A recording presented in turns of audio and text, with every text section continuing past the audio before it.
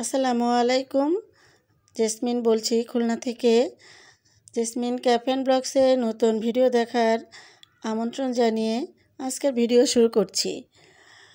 আজকের ভিডিওটি ছিল শুক্রবারের দুপুরে আমি কি রান্না করেছি সেগুলো আপনাদের সাথে শেয়ার করছি।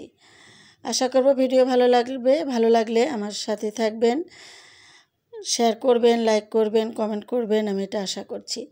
তো আজকে প্রথমে আমি রোস্ট করে নিচ্ছি, মুরগি রোস্ট করব। তো একটু আদা বাটা আর লবণ দিয়ে মুরগিটাকে ম্যারিনেট করে রেখেছিলাম 30 মিনিট। তারপরে এখন তেলে হালকা করে ভেজে নিচ্ছি। তো রোস্টটা তো আপনারা জানেন সবাই, আমি আজকে কোনো রেসিপি দেখাচ্ছি না, আমি কি রান্না করেছি সেগুলোই আপনাদের সাথে শেয়ার করছি।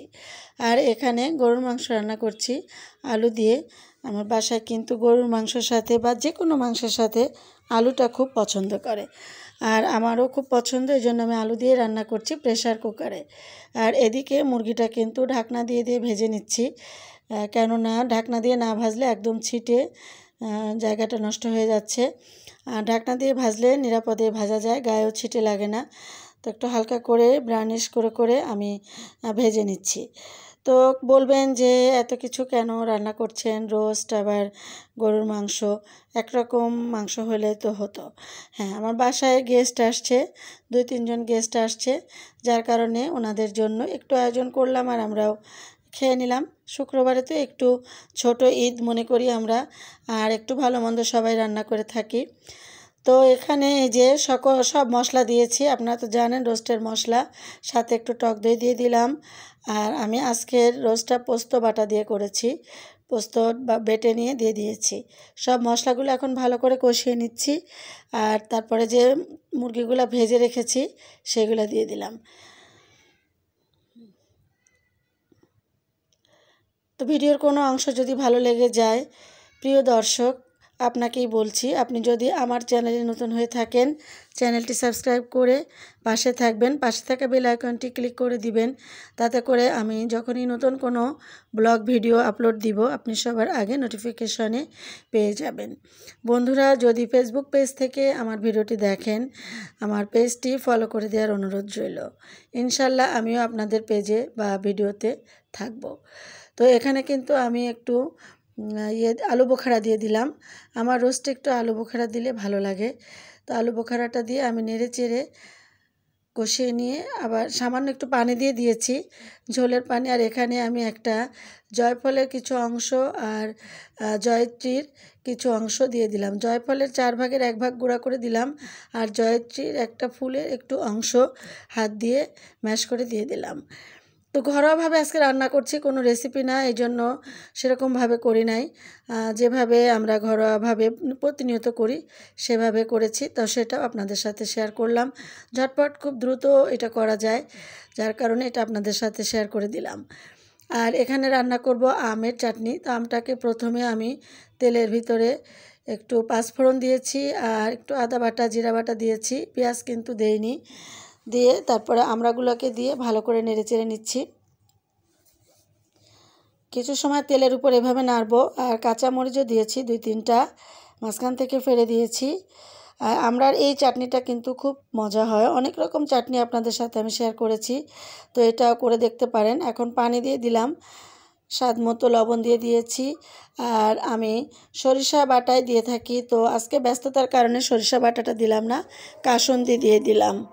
তো কাসুন্দি দিয়ে কিন্তু আমি কাসুন্দিটা দিয়ে কিন্তু ভালো করে নেড়ে চেড়ে চিনি দিয়ে দিয়েছি আগে, এটা আমি বলতে ভুলে গিয়েছি, চিনিটা কিন্তু অবশ্যই দিতে হবে। আর তারপরে আমি চিলি ফ্লেক্স দিব একটু। আর আমি একটা মশলা করে রেখেছি, শুকনা ঝাল, ধনিয়া, জিরা, পাঁচফোড়ন টেলে নিয়ে গুঁড়া করে সেই মশলাটা হওয়ার আগে দিয়ে দিব। ফাইনালি লুক কিন্তু আপনাদেরকে আমি দেখিয়ে দিব। আর এখন আমি পোলাও রান্না করে নিচ্ছি। পোলাওটা আজকে রাইস কুকারে রান্না করছি।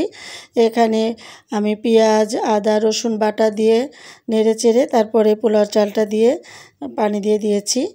তো পোলাওটা ওদিকে রান্না হচ্ছে, আর আপনাদের আমার আজকে রান্নার যে ফাইনাল লুক সেটা দেখিয়ে দিচ্ছি।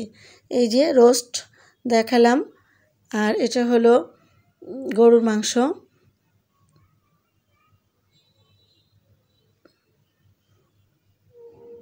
আর এখানে আছে সেই আমড়ার চাটনিটা। এটা কিন্তু খুবই মজা হয়েছিল। পরে ভয়েস দিচ্ছি, সবাই খুব প্রশংসা করেছে। আপনারা করে দেখতে পারেন বাসায়। আর কোনো প্রসেস নাই, আমি বলেই দিয়েছি। আর এটা হলো পটল ভাজি। পটল ভাজিটা একটু পুড়ে পুড়ে গেছে, এটা আমার ভুলের কারণে, যাই হোক তবু খাওয়া যাবে। আর এখন এই যে সালাদটা আমার ছেলেই সচরাচর বানিয়ে থাকে। যখনই ও মানে আমি যখনই ব্যস্ত থাকি তখনই ও সালাদটা কাটে।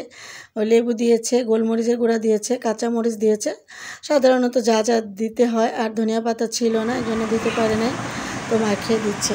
তো ও কিন্তু আমাকে খুব হেল্প করে। আমার 17 বছর বয়সে আমার ছেলেটা হয়েছে, যার কারণে ওর সাথে আমার বন্ডিংটা খুব ভালো। আর মেয়ের সাথেও ভালো।